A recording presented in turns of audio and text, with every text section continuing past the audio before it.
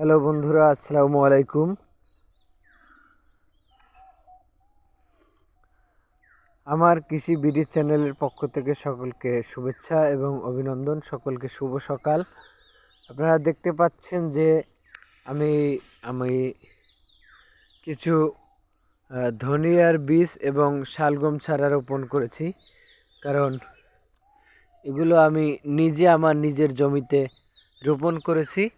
এভাবে আপনারাও চাইলে আপনাদের বাড়িতে ধনিয়া এবং শালগম এভাবে রোপণ করে নিজেরা নিজেদের বাড়িতে তৈরি করে খেতে পারেন।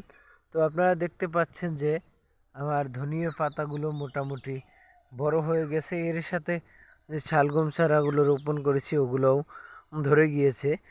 আপনারা এই শালগম চারাগুলো আমি যখন রোপণ করেছি 3 থেকে 4 দিন আগে, কারণ এর আগে এই ধনিয়াগুলো ফেলেছি।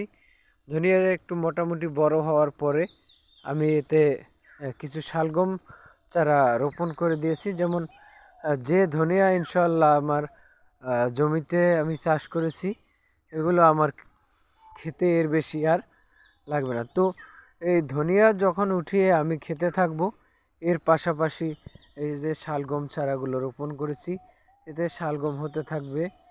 এরপরে আমি এই শালগমগুলো খেতে পারবো। তো আপনারা চাইলে আপনাদের নিজ বাড়িতে, ছোট বাড়ির সামনে বা পাশে ছোট যে জমি আছে তাতে আপনারা এভাবে কিছু ধনিয়া, শালগম এবং লাল শাক এগুলো ফেলে আপনারা তৈরি করে খেতে পারেন। এগুলো কিন্তু বেশি কষ্ট নয়। তো আমি এখন আসছি, এতে একটু পানি দেব, কারণ হলো এদের খাবার এখন হলো পানি। সবথেকে বড় খাবার হলো পানি। দেখেন মাটিগুলো একটু শুকিয়ে গিয়েছে। তো আপনারা সকলেই এভাবে নিজের জমিতে চাষাবাদ করে খেতে পারেন এবং অবশ্যই আপনাদেরকে প্রতিনিয়ত এভাবে বিভিন্ন ভিডিও আমি আপনাদের মাঝে তুলে ধরবো। তো আপনারা সকলে আমার চ্যানেলটি সাবস্ক্রাইব করে সঙ্গে থাকবেন। এটা আপনার প্রথমেই বলা দরকার ছিল যে আপনারা সকলে আমার চ্যানেলটি সাবস্ক্রাইব করে সঙ্গে রাখবেন।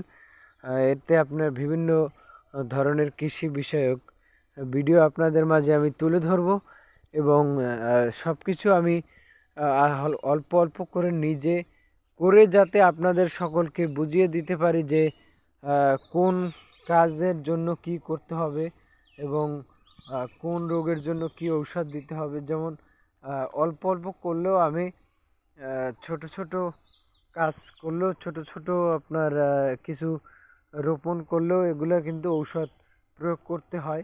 তো কোন রোগের জন্য কোন ঔষধ প্রয়োগ করবেন সেটিও আপনাদের মাঝে আমি তুলে ধরব। দেখেন এরই সাথে আমি কিছু হাইব্রিড মরিচ চারা রোপণ করেছি, অল্প কিছু, যাতে আমার খাবারের জন্য মরিচ হয়। আপনার 2 3 3 6 6 8টা 10টা 11টা মরিচ চারা আমি এখানে রোপণ করেছি। এর সাথে কিছু মূলা শাক হয়েছে, দেখতে পাচ্ছেন আপনারা, মূলা এবং লাল শাক। এতে ইনশাল্লাহ আমাদের খাওয়া হয়ে যাবে। তো আপনারা চাইলে আপনাদের নিজ বাড়িতে এভাবে আপনারা নিজেরা চাষাবাদ করে খেতে পারেন। তো ধন্যবাদ সকলকে। আমার কৃষি বিডি চ্যানেলটির পক্ষ থেকে আপনারা সকলে সঙ্গে থাকবেন এবং সাবস্ক্রাইব করবেন। এভাবে প্রতিনিয়ত আপডেট ভিডিও আপনাদের মাঝে তুলে ধরবো। ধন্যবাদ সকলকে। আসসালামু আলাইকুম।